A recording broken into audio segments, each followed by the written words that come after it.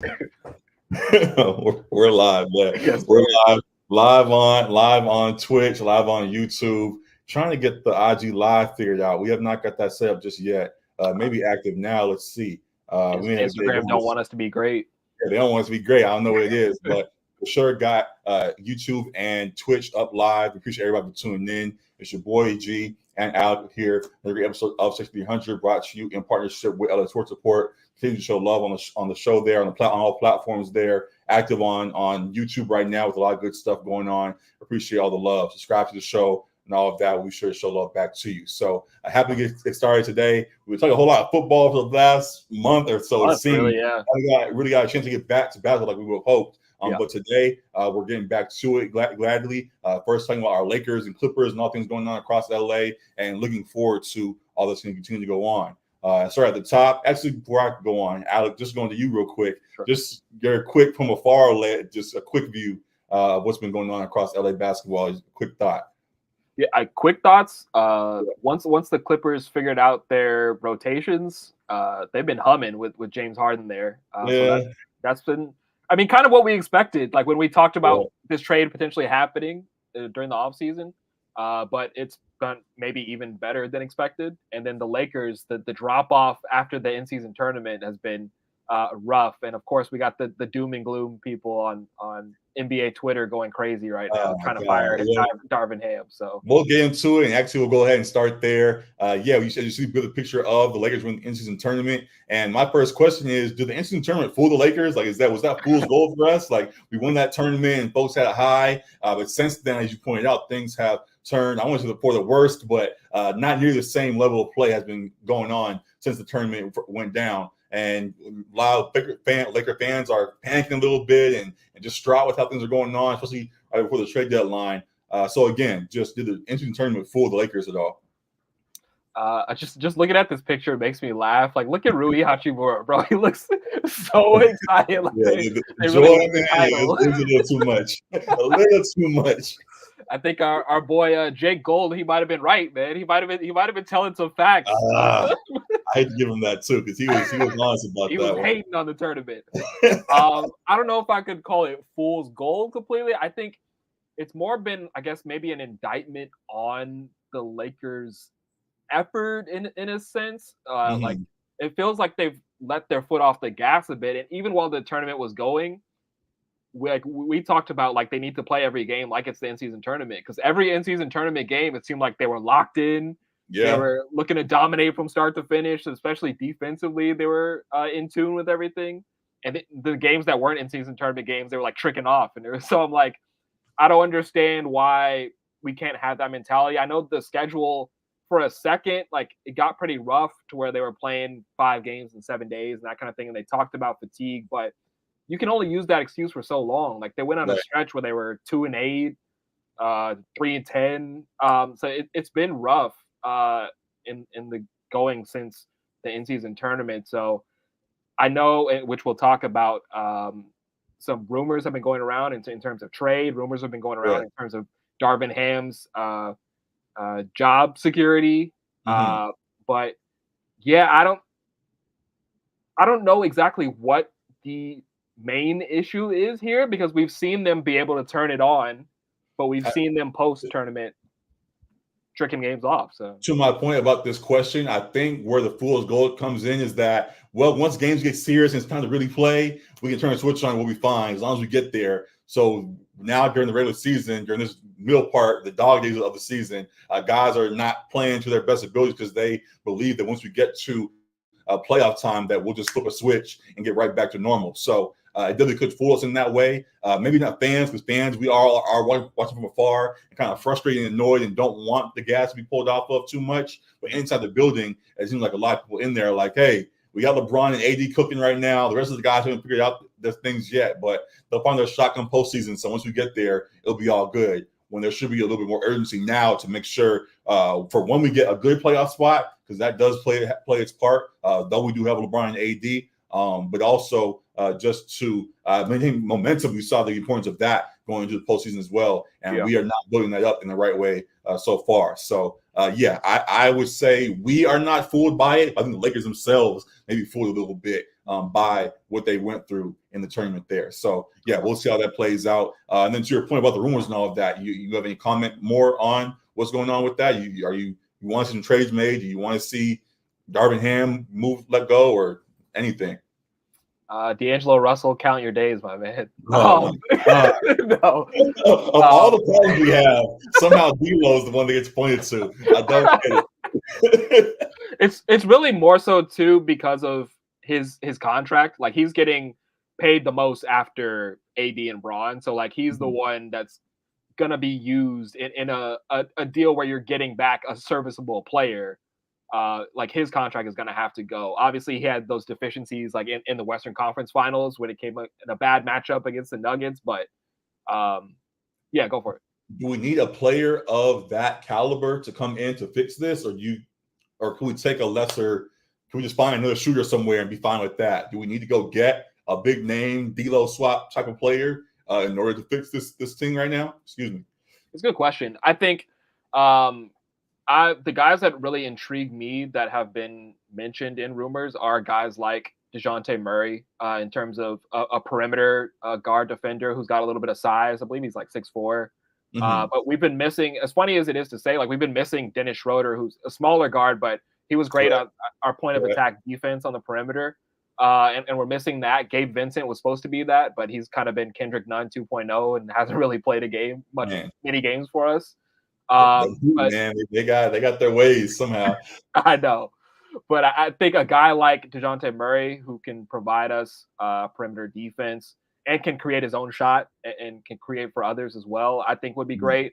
If you're talking about, like you said, a more of a role player, if we're able to get a Caruso, I know it would be hard for the Bulls to let him go, and they know that the Lakers value him highly, so they might drive the price up. But a guy like Caruso, who fits seamlessly next to Braun and AD in terms of his perimeter defense and his defense as a whole, and being able to make the right play at the right time.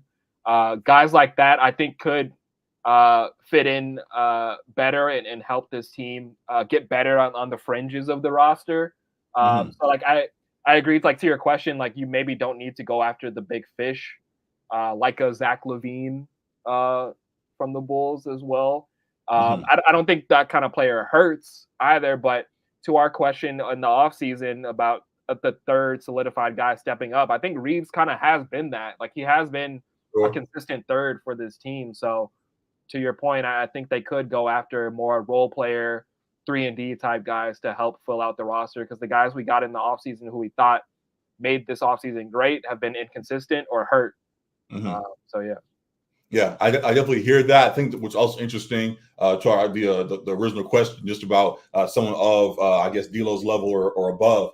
D'Lo himself had a comment recently on a podcast, I believe it was, talking about how he feel like his role is kind of being minimized right now. Like he wants to be more of a ball handler and facilitator, and he's more of a catch and shoot guy himself at the moment, and he's not happy fully with that role being what it is. So somebody else comes in, they allow that player to do that instead of D'Lo for whatever reason. I know D'Lo has been inefficient at times when he has had that grander role, which may be why he isn't getting it unless he wants. But if somebody else can come in and execute that, then great. But I'm not exactly pointing to him as the top of the list of guys that need to be moved on from. Also, again, just to your other point you ended with, all the other guys that have come in that we thought would elevate their play have showed that they are kind of where they have always been. Like Taurean Prince is who we thought he was. He's very hot and cold. Yeah. Cam Reddish, we had a moment, salute, but has fallen kind of back to what we thought he was. And guys of that nature haven't quite elevated like we would have hoped. So, yeah, it's definitely a carry job right now for LeBron and AD, and we'll see what they can do for the trade deadline to alter that in any way, shape, or form. So that was all player-wise. Did you say anything about Darvin Ham as well, about wanting to see him moved on or anything like that? I didn't speak on him yet. I think for me, it's like a little bit overblown to try to go after him and like scapegoat him as the reason why the Lakers like are going on this. He's part of it. Obviously, he's the head coach, and at times, I think there's been a lack of clarity in terms of what guys' roles are in terms of the role players. So I understand maybe frustrations from guys, even like a D'Angelo Russell, who's had his role diminished for various reasons, Right. whether they're legitimate or not. I think I could understand frustrations from some of those role players. But in terms of like fans, like calling for a Ham's job once we go on a tough streak, like this is the same guy that once we made the trade last year at the trade deadline, he was able to help lead this team to a Western Conference Finals appearance. So to Right. just flip on it that quick, I know it's a trend in LeBron's history in terms of being the coach killer. So I get it. And when you have LeBron on the team, you have the expectations of championship or bust and maximizing his window. But I just going after the coach when you have your first rough patch like of the year, I feel like I don't know. It feels like a little bit like overzealous to try to do that, and it feels like a little bit too reactionary to me. Yeah. But ultimately, it comes down to if Braun and AD don't want him in there anymore, then he's got to be gone. So Correct. yeah. So yeah, we'll see how that plays out. I'm fine with Darvin Ham being here still. Funny thing on Lakers TikTok right now is there's all these little memes of guys. The game's going on and there's a big play that goes down. LeBron's yelling on the side and something like that, and Darvin Ham's just sitting there with his hands in his pockets, like, whatever. Yeah. And I somewhat get that. And there are folks that may feel like he's a little too passive at times, but he allows guys to play and find their rhythm a little bit. And like we said, at this point of the season, where we want to get guys in rhythm and start building momentum for the postseason, I'm fine with him operating as he does, and I'm excited to see how things adjust as things go along. So interesting things with all of that. Excited to see how things continue to go.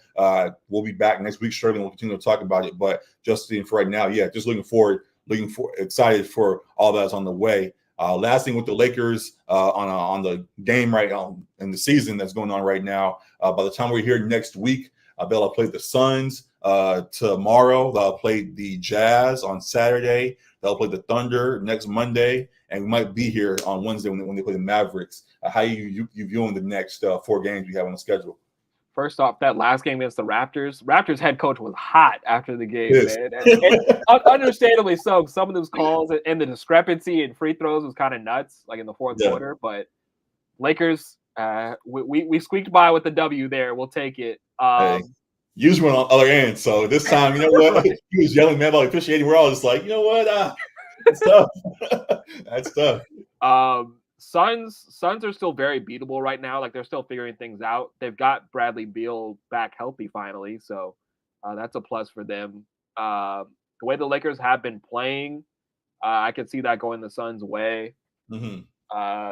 Jazz are a team that could give them a fit, but I think that's a team that they should beat.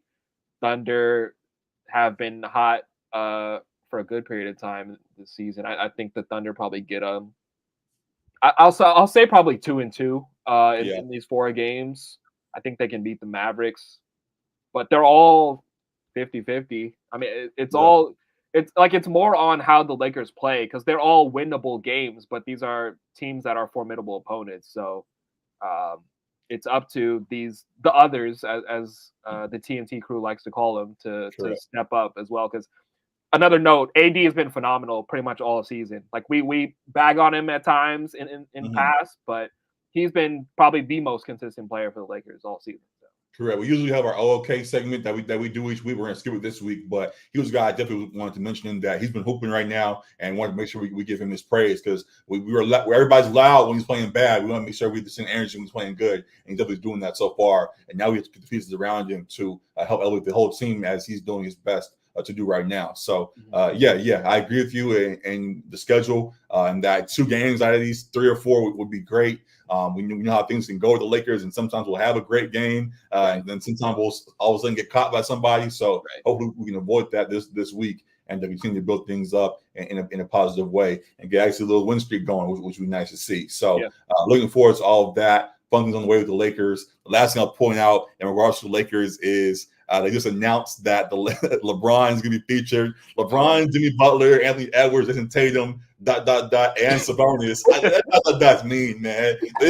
Include Sabonis properly, man. Come on now, Sean. They said one of these guys is not the same. They're going to be involved with a Netflix show similar to the quarterback show that NFL had on the platform last summer. So we'll see how that plays out. Excited for it. Are you going to be checking out the Netflix show when it comes out?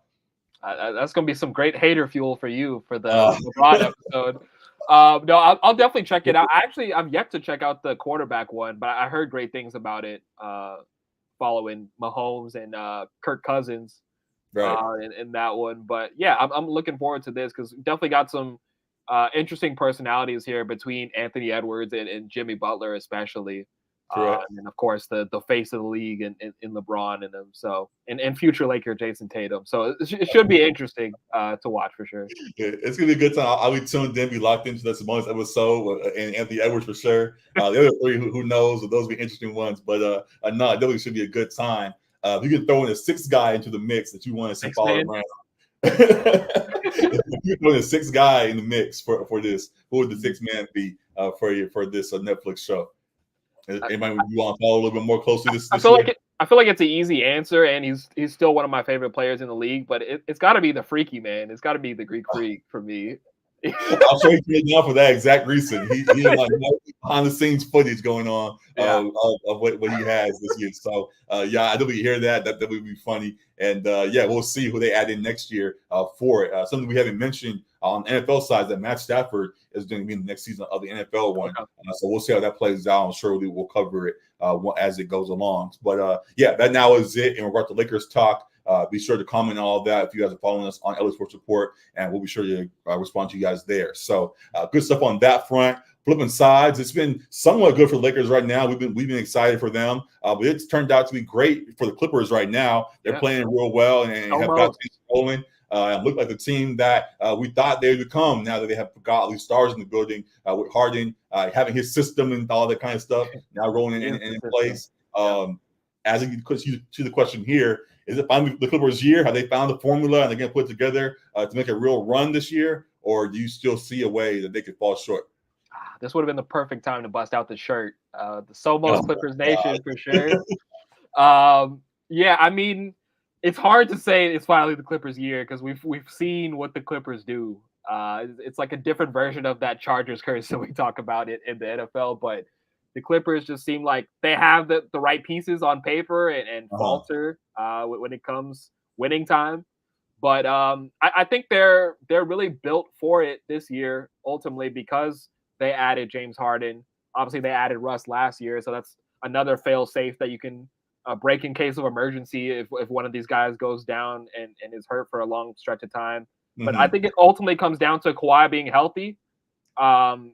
He is the guy. Like, they do have 3 stars and they do have Russ off the bench, but Kawhi is ultimately the engine for me. Harden can be that in the regular season, but we've got a track record of him in the postseason to where we can say we know he'll give you a game or two, but when it comes closing time, you can't rely on him to get you to the promised land. But you can rely on Kawhi. So I think ultimately it's going to come down to Kawhi being healthy and ready to go in the postseason. And I think they're built for that because they've got a little bit more depth now and guys that can help him carry the load. He's been playing most of the season so far, and definitely salute to him for that. I think he understands what the situation is and is ready to embrace it and finally make the run that we have thought the Clippers team could for a few years. So, yeah, definitely am in agreement with you. Also, the point about Harden, we talked about him being in the role that he is now. We talked about before he even got there. I think it's much more comfortable for him. He can be the guy that goes out and just does plays his game, and all the pressure and more of the discussion will always circulate more around Kawhi and PG and others on that squad. So I think the pressure is off of him. Obviously, we still see that he's there and what he's doing, and acknowledge that he still has to play a big part of it as he is right now. But Kawhi and PG surely get more of the light, which James Harden didn't seem like he wanted to deal with much when in other places. So, I really think it could work out. I won't fully stamp it as Lakers guys somewhere. I don't want to fully say it on this episode, but it is what it is. I don't know if it fully can be, but they're on the right track for sure right now. And I'm excited to see how that could play out. I will also acknowledge right now, we're live on – I got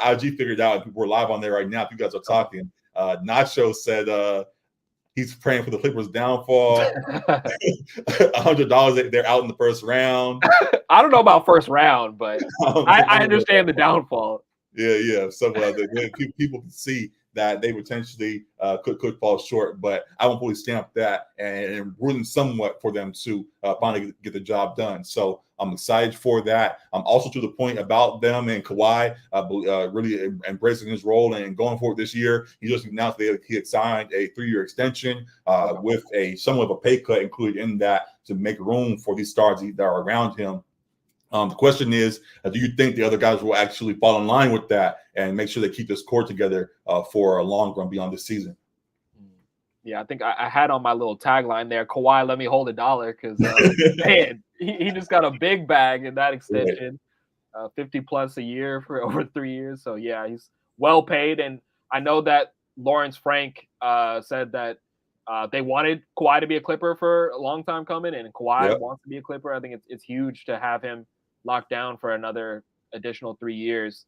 In terms of guys following suit and taking a pay cut, I think a guy like Harden, where I don't know if he has many more of those trade requests available to him in this stage of his career, and where it seems like he's a match made in heaven for these guys, and he's at home as well. I think a guy like Harden would be willing to follow suit and take less to stay and play with these guys who it seems like he's got great chemistry with now, and everyone it seems like is benefiting from the trade at this point. Even Zubac, as the big man and the major roller there, like he's playing really great ball next to Harden in that pick and roll. So yeah, I think guys would be willing to follow suit, especially because they are seasoned vets who have gotten their deals as well. I don't know how I keep doing that, but I actually, to your point, much as I hear you, I actually disagree a little bit. Just in with who specifically? You have a thought?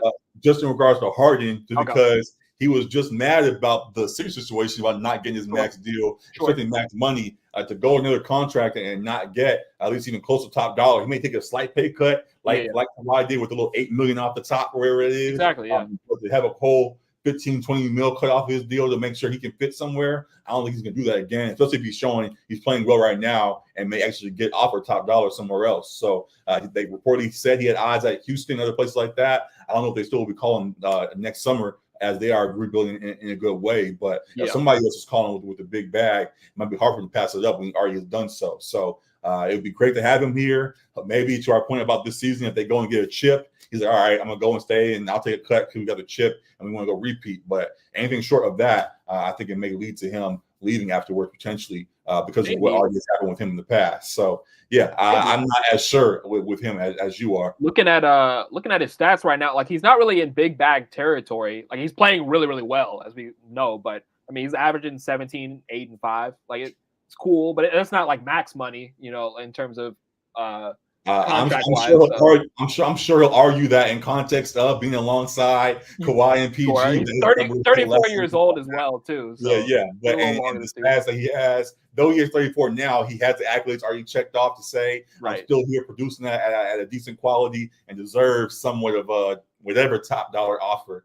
So I'm sure his agents will find a way. He clearly is a bag chaser, at least in some regards. So he'll find a way, to go and get the money that he wants. So yeah, just gotta be careful with that. But it would be great to see them keep it all together. Also in context of the Clippers moving to a new arena next year, make sure they have a lot of guys that can help sell and get those seats filled. They got their guy in Kawhi, and there's rumors that they're working on it with Paul George as well. So I didn't want to mention Peach. Didn't want to mention him, but I kind of skipped past Paul George because it just seemed like he was in line to stay. Even he may take a cut himself, but he's got the show popping out here. He's doing this thing. His family, I believe, was all settled here. He's from here and all of that. So it seems Palmdale, but we'll count it. Yeah, as we said before, of course. But just saying, seems like he's fully settled in LA and it doesn't appear to won't be eyeing anything else. So I'm sure he'll find a way to get the contract that is proper for him to stay for the wrong time. And then Harden is the real question mark, which is why I skipped to him. So we'll see how that plays out. It's gonna be fun to follow as things go along. We'll be interested to see what you have to say about that in the comments and all of that. And we will leave the Clippers talk at that. Unless you have anything else you want to add, Alec. No, I mean, a salute to Ty Lue as well, because people were kind of going after him when they started 0-6 with Harden in the initial days of the trade. But it seems like he's kind of found his formula in terms of their rotations, and they've been winning a lot of these games handedly. And they at one point, I think we're on a 10-game win streak when we hadn't been covering hoops. Oh, so that actually is the last part. My apologies. We did the same thing with the Lakers. Coming with their schedule, looking at things. I won't go back, but they were winning a lot of games. They lost to the Lakers recently, but they've been winning a whole lot since then. Following up by this time next week, tonight they play the Clippers. They play the Raptors. Friday they play the Grizzlies. Sunday they play the Timberwolves. Tuesday they play the Thunder. And then they have a few days off until the following Sunday where they play the Nets. Yeah. So in the next 3 games at least, we'll be back before that Nets game. In the next 3 or 4 games, Raptors included tonight. How you do that going? The next 4, a lot of good matchups actually. Yeah, those other 3 should be good games. So I think they win tonight. There's no Siakam, no Podol. I think they win tonight. I think they beat the Grizzlies. T-Wolves, are they still sitting at number 1? Like they've been playing really well too. Yeah. So good defense, good matchup. I'll say between those last 2, I think they win one of those 2. So I'll say they'll go 3-1 in that 4. That was the same thought I had. That all sounds right to me. I think they're going to put on a good show for us in the next few games, and excited to continue to talk about them as things go along. You had another point. I kind of cut you off, but you just a final point about the Clippers before we get out of here. No. I was just talking about them having been streaking for a while now. So that is it with the Clippers. Good stuff. We talked about Lakers earlier as well. I'll continue to show love to the platform. Follow us on LA Sports Report, and we show love back to you. Excited to continue to build this thing up, and we'll continue to cover things. Clippers, Lakers, Rams, Chargers, and beyond as their seasons go on. So good stuff on those fronts. Going somewhat beyond LA, but some people that are from LA but playing elsewhere. A big name that was in UCLA basketball for a while that now is playing for the Miami Heat and playing well. Jaime Jaquez is really taking the league by storm. He is one of the leaders of the Rookie of the Year race. Probably not going to win it, of course, because of Wemby, who just scored a double tonight, and Chet, who are doing well. But he's third in the race at the moment and continuing to show that he is now a key piece of this new Miami Heat roster. He did it again. They always find a guy. Jaime Jaquez, UCLA's finest, is now that guy this year and is doing his thing. And the point I wanted to make, you see the question here, he stayed at UCLA for 4 years and then went to the NBA and he's playing well now. Should more guys follow Jaime's path and stay longer in college before going to the pros? Yeah, shout out to Jaime. Definitely, we've given him some love a little bit on this pod as that UCLA guy. As you mentioned, if those 2 aliens didn't exist in Chet and Wemby, like he would be the Rookie of the Year. But just unfortunate you fell on that year with those guys. But he's been. I mean, pound for pound, you can argue that he's been the most impactful too. Chet's been great, but you can argue in terms of him playing 30 minutes a night and being in there for guys who are major contributors like Jimmy Butler, and them still being able to get big wins without some of their top guys because of how impactful Jaime has been. He clearly came in with that 4 years of experience from UCLA as a truly polished player. The footwork is great. The feel for the game is great. He knows how to make the right play. He's good defensively. He's got like deceptive speed because he's not necessarily super quick, but he knows how to get to his spot. I mean, you know what that means, but whatever. Go ahead. Not really. I mean, he's Latino. He's not white, so it's not the same thing. But we know. But yeah, I mean, I think college and development, like we talked about Bronny a little bit in our last episode. I think it is huge for some guys, especially the guys that don't have that 5-star talent, don't have that athleticism that just jumps off the screen. And can kind of ride off the athleticism a little bit more than other guys. It's definitely beneficial to have those years of experience under your belt, especially if you're playing under a great coach like Cronin was at UCLA, who can truly help you develop throughout the course of those years. I won't say that everyone needs 4 years, but it definitely can benefit you if you are maybe not one of those high-profile guys coming out of high school. Right. yeah, I think there's a different path for every guy. I mean, we've seen the G League ignite guys. We've seen LaMelo go to Lithuania and all that. It's about following the path that makes the most sense for you. But you shouldn't, I guess, scoff at staying extra years when it can really benefit your development if you're in the right program. Mm-hmm.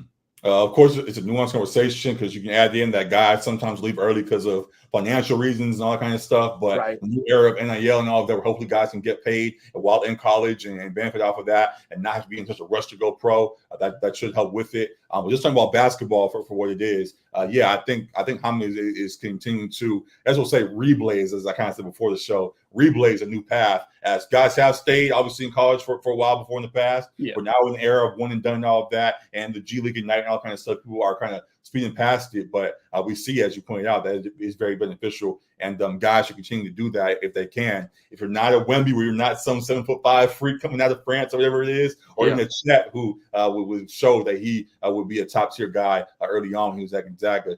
Yeah, I think you should take your time to get to the league, and it could benefit you as you can find your footing and can come in confidently and be ready to roll. While some of these young guys, well, they may have all the talent, haven't quite put it together yet, and are still struggling to do so. I do see some of these guys doing right now. So I'm sure that there's a few guys even in this draft this last year who were younger guys who had all the upside, and we may see down the line blossom, but none of them have quite, minus the 2 stars, of course, none of the other rest have quite claimed clear roles like Jaime has for Miami. So yeah, I think he's continuing to again reblaze a great trail, and I'm excited to see how things continue to go with him.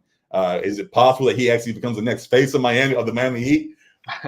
I don't know that he has like superstar potential, but like I think he can be a guy that's like, I think he fits their culture perfectly. Yeah, I was going to say with the Heat, you don't necessarily need to be a superstar. We've seen guys over there. This is true. Guys like Udonis Haslam, who was there forever, one of the faces of the squad, but never really was superstar level. Your other guys who were just synonymous with the Heat for a long time. Sure, he could be a face of the Heat for a long time without ever actually being 1A on that roster. So yeah, I really think he could be that. And then real quick, they already kind of positioning to do so. They got in the commercials with. Yeah. I laughed when I saw that the first time. Yeah, look and all of that. So if he can put that together, I'm sure he'll be embraced by Miami even more. And yeah, I could say he could somewhat be in line for. He's in a great spot in Miami there, and excited to see him continue to make the most of it. Tyler Hero thought he had that lined up, but he's more of he fits the Miami culture, but not necessarily the Heat culture. Sure.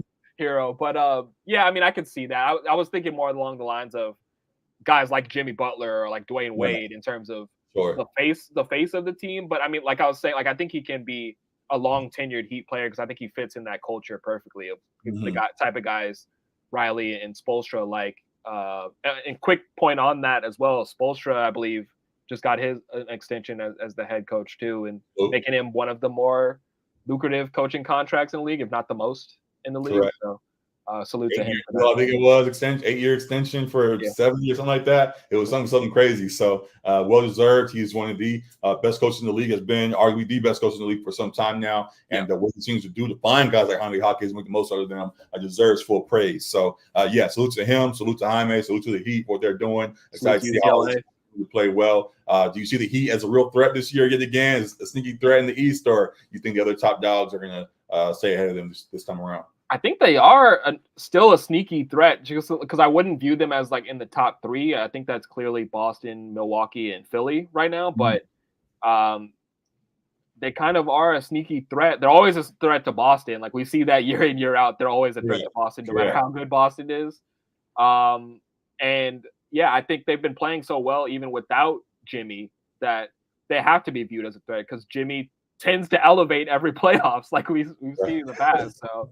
Yeah, teams have to be still concerned about them come playoff time. For sure. So we'll see how that plays out. Excited to see how it goes. Love seeing like upset squads and make runs when we don't see it coming. And yeah, again, just salute to Jaime for what he has done to make them the threat that we now view them as. So good stuff on that front. Again, for those tuning into this part of the show, continue to show love to us on LA Sports Report. Continue to plug them as we go along, and great stuff there. Excited to see you guys in the comments reacting, and we're sure to show love back to you. So that's one side of somewhat our discussion, like you said, USC, UCLA kind of basketball stuff going on. But also on the women's side, things are going great, and we want to make sure we even better, yeah. As well. USC and UCLA just played this last, what was that, December 30th, and UCLA won this time, whatever, Alec, you got it this time. The coming on next week, on Sunday the 14th, and I'm excited to see how that plays out. Just a quick thought on USC and UCLA basketball right now, and them deserving more spotlight. Yeah, I think we got it next time too, man. UCLA is 14-0, undefeated right now, the 2 seed in the country, so they're looking pretty nice right now. And with that, I think because of how well they're playing and just women's hoop needing a little bit more shine in general on a national stage, UCLA and USC should both be in primetime slots. I mean, they were number 2 and number 6 respectively when they last played on the 30th, like you talked about, and they were both undefeated at the time. Like that's a primetime, that's a rivalry, and that's 2 top 6 teams in the country. Like that should definitely be on a ESPN slot or even an ABC slot where the eyes can be on them, because I think they were only airing on like Pac-12, which we know not everyone has Pac-12 network. So especially not now, it's just fading out. Exactly. So I think these women deserve more attention because they've been truly balling. On the USC side, Juju Watkins, I'm sure even if you're not following women's that closely, you've seen her name probably pop up because she's been hooping at a crazy level for a freshman, man. I think averaging 26 and 7 on the year. She's only second to that woman out in Iowa, Caitlin Clark, in scoring. A mutant out there, but Juju's been sensational for USC and a big reason why they're sitting in that 9 spot right now. So yeah, I think USC and UCLA women's hoops, they need more shine, man. They've been must-see TV this year. Absolutely. So I agree with you. I'll be tuned in on. So they play on Sunday, which is a tough day with playoff football going on, all the other stuff. But beyond that, because we know the juggernaut the NFL football is around here. But when they're not playing on Sundays, every other day, they for sure should get their proper due and get more attention. So excited to see. I'll still be tuned in on Sunday. I'm gonna make sure I watch it. But just in regards to them being primetime spots, the women's basketball definitely deserve more shine. We saw that other person you mentioned, Caitlin Clark, had a game they had where they sold out. I think that was the football stadium. It was. Yeah, that was crazy. They set a record for viewers in person for a women's basketball game. I want to continue to see more moments like that going forward as she is cooking on her end. But here we see our 2 juggernauts here as well. They are playing great. We want to make sure USC and UCLA are fully supported as well how we can. So, excited to see how it continues to get built up. We're tuned in. We'll have more to say about these squads as the season goes along. But for now, just continue to show love to them as they continue to have great seasons. So good stuff on that front. Anything else you want to add with them? No, just definitely we'll be tuning in to see how that game goes on the 14th as well too. We don't even it out. We can get you back this time. Juju not gonna let us go undefeated versus y'all both times. We shall see, man. We're gonna get back to show. So excited for that one on Sunday. And we'll be tuned in to women's basketball with our USC and UCLA squads going forward. So again, show love on LA Sports Report. We'll be there talking more about them as the season goes along, and all our LA sports as the season continues to go strong. So that's good stuff on that front.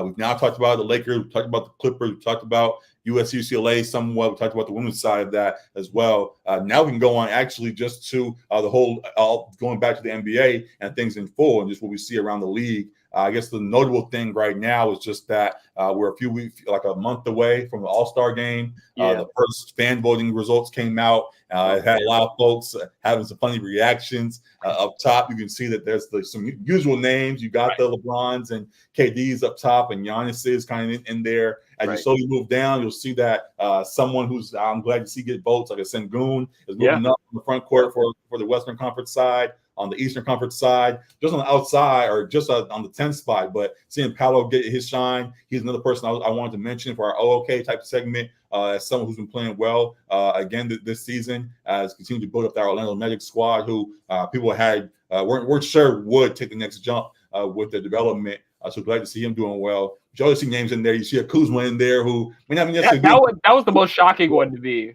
He's in there doing his thing. We see that that's really the only big surprise in there. But maybe even say Mikal Bridges is somewhat of a surprise because Nets haven't been as good as you would have hoped this season. Right. Kristaps is showing that he is the all-star that we joked about before, or at least in the discussion. He's maybe outside looking in come selection time, but he's close to it, and that's fun stuff. The real interesting things, though, when you get to the guards, and that's where it gets interesting for both of these. We see on here that we have Luka on one side and Steph and some notable names up there on the Western side. On the Eastern side, though, you got names in there. You got Derek White down low in there, who's been a large debate about folks. And honestly, we can stop right there. Just how you view Derek White as an all-star to you? There's a large, at least Boston contingent, pushing hard for Derek White to be an all-star. Do you agree with that, or think they are just doing the usual Boston thing?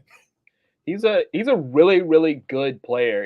He's not an all-star caliber player, but like I could see potentially him getting in as a sub. Like a guy goes down, a couple guys go down, he gets in as a sub there because he has had a really good season this season. He's been really impactful for them, as he always is on the defensive end, of course, and he's started a bunch of games for them as well. So like, and they're the clear number one seed, probably best team in the league right now. It's arguable between a couple, but they've been pretty dominant, and I expect them to have a few all-stars. Like I expect them to have 2, 3, at most 4, but 2, 3 guys in there. So I wouldn't be shocked if he makes it kind of as a sub in the guard spot. But yeah, I mean, really good player, like elite role player. Yeah. Hey, bring back good role players. That's all. It's okay to be a good role player and not be dramatic and have to make him make a big jump into something else that he may actually have the potential to do. I don't want to diminish his play, but in the context of what he's been doing so far, like he's a good fourth option, and that should be acknowledged for what it is. But to overblow it and say now he's an all-star, we should be in some all-star, superstar kind of conversation, I think it's pushing him past where he is at the time right now. So that's been the biggest debate amongst folks. Outside of that, anything else stand out to you amongst the guards in the voting so far? I mean, Clay hasn't been like 9 and 10. Like honestly, like Reeves has been good. I don't know if he's been top 10 guard in the West good, but he has been consistent for us. So, and I understand like it's the Lakers, so you're gonna get the votes. But Klay Thompson, I don't think Clay has been so good this season. He's kind of he hasn't really regained the form he had pre-injury to this point. I'm watching. I have another screen on to the side of me, and the Warriors are down 40 to the Pelicans right now. 40? 141 to 101 to end the game right now. The Warriors got blew out the building. I will say that the Pelicans got hot early on. We're making everything. Even in that, the Warriors couldn't fight back, obviously. And now had the young guys in for some time. And just not seeing and now not Steph's doing this thing, but everybody else around him have not elevated as much as we would have liked. And Clay has not been fully back to form as much as he likes to say he's getting there and all kinds of stuff. Has not quite clicked as we would have hoped. So it is what it is. Yeah. I'm trying to think if there's any like snubs off the top of my head that I can think of. I don't think so. Can you scroll up to the front court again for the East?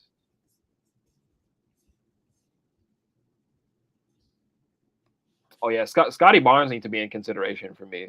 I think he's been great. I know like the Raptors haven't been amazing. I think they're probably somewhere around 10, 11. But Scotty's been great. He's been the best player on that team, and I think in contention for that like MIP, like I talked about. I think Maxi's probably had a stranglehold on it, but he's been great. I'm trying to think if there's anyone else off the top of my head. Yeah, off the top of the head, I can't really think of any names. I think Scotty was the main one. Yeah. You can put Pascal up in there as well. Is he in that discussion too? Scotty's been better than him on his same team, so I don't know. But I mean, he's probably like in the discussion, like a few spots down here. To the point about the Pelicans playing, I don't see Zion or Ingram in that front court. That's interesting. They're in the backcourt somehow else, and I missed that. But no, they're not in either. So they've been kind of quiet this year, I guess. But they played up a good game. Showing Zion talking right now, he had 19, 5, and 7 in this game versus the Warriors in this blowout, and he should continue to be a force going forward to stay healthy, which is always the X factor for him. So yeah, surprising with him being a guy that people saw as the face of the league and all kind of stuff at one point. To not get enough votes, even to be in contention. You have guys like Kuzma sneaking in and Reeves getting votes a little bit. Zion, we thought we have a name, we have enough just recognition enough to get more votes, and hasn't so far. So I think he's probably partly a victim of them having a pretty balanced team. Like him, Ingram, and McCollum are all averaging around 20. Correct. And Valanciunas at 14. So there hasn't been like a standout guy kind of leading that team. And I think not to hate on Victor, but I don't know that he should be an all-star this year. And that's more so maybe just because that he's not really getting the run that he should be. Like they're still kind of keeping him on a pitch count. I can't say that. But I don't think like he just had a triple double in 20 minutes. So sure, but really, he's a great talent. He hasn't been like taking the league by storm like a Luka as a rookie kind of thing. Like he's been great in spots, he's been okay in spots, but I don't think he's like I think the other guys like here like make sense like here like Chet and Cat here. But I wouldn't say taking the league by storm. That's large in part because of the pieces around him and how bad the team is as a whole unit is playing. But he is fully unnoticed by everybody individually. And they've won like what, 5 games? They only won like 5 games, sure. But everybody, every time you see a game, it's like, yeah, they lost. But Victor, you see another Wemby highlight. It's like he has full attention of the league right now. So I understand why he's always going to have. I get why he was getting votes right now. It's just the point. So excited to see what they could do. It'd be great to see. Maybe even if they don't get a whole lot of shine in the All-Star game, even if they have him in this was the rookie game, I believe, as well, right? They'll definitely have that, like rising star in there, having some little one-on-one back and forth in there for at least a moment. That'd be great to see. So we'll see how it plays out. That was more so to your point about like Zion and Ingram. Like I think they would be more deserving than Victor at this point, just how they played. But like I get it because he's a future face of the league and he's a mutant. Right. And he's had the 40-point game early in the season and the triple-double recently. But yeah. So those were really the big things that caught my attention. Anything else in here you want to address, or is that really it? I guess I'll say real quick, salute to Halliburton. Obviously playing great, but to see how many votes he's gotten, so it stood out to me. While of course he is on a tear as he's been doing, I didn't realize he had the national poll like that to get 1.4 million votes already at the league guard right now. So salute for what he's doing, and excited to see this All-Star game once it comes along. Anything else you want to add in there? To that point, I kind of overlooked Dame at 2 there, but I feel like it's been kind of quiet on the Damian Lillard front. Obviously, like he's 1B now to Giannis is 1A, so that's a major part of it. But I feel like I haven't heard of like the explosive Damian Lillard games, like the 30+ games and that kind of thing. Like he's still gonna benefit off being Damian Lillard and the Bucks being the 2 seed and all that, but I guess it's like maybe a little bit surprising to see him at 2, but he's still one of those faces of the league, so it makes sense. He has name recognition, and the team is playing at least somewhat good enough to get him the attention to do so, while the actual product might not actually be quite up to par we would have hoped. So I agree that I haven't heard a whole lot of Dame highlights, seen a lot of Dame highlights or anything like that so far this season. He's kind of just playing a quiet game right now, getting the job done, which kind of what the Bucks do. Honestly, he's still been productive, of course. But it's much more of a Bucks style of production, where it's a little bit more quiet. While Giannis does his thing surrounding it. So we'll see how things continue to go along in there. Here's something interesting. I see Jalen Brunson down there for the guards, who's been playing well, deserves votes and all that. But I don't see Julius. I don't see Julius in there. Like, why is Kuzma there? He could take Kuzma's spot. Yeah, there's a few guys I would think Yeah.